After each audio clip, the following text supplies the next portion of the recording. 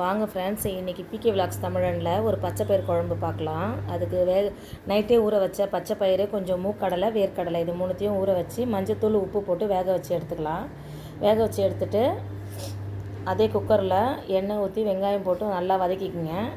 தக்காளி, ஒரு 2-3 வெங்காயம், ஒரு 4 பூண்டு, கொஞ்சம் இஞ்சி இதெல்லாம் அரைச்சி வதக்கிக்கிங்களாம். அதுக்கப்புறம் மஞ்சத்தூள், மிளகாத்தூள், தனி மிளகாத்தூள் கொஞ்சம் போட்டுக்குங்க.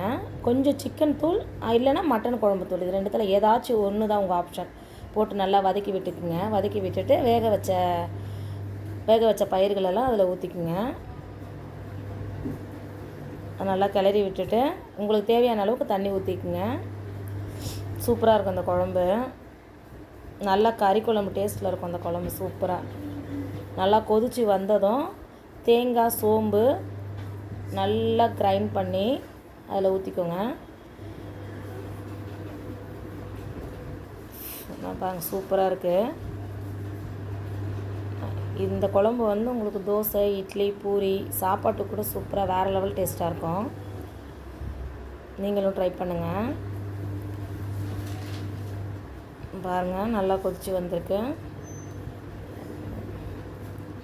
இந்த கல் கன்னியாகுமரியில் வாங்கின கல்லுங்க. வேலை ரொம்ப சீக்கிரமாக முடியுது.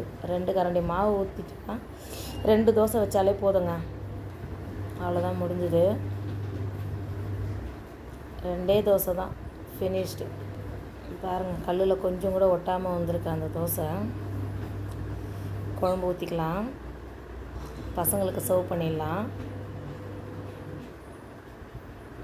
பாருங்கள் எவ்வளோ டேஸ்ட்டு பாருங்கள், அந்த குழம்பு சூப்பராக இருக்குது பார்க்கவே.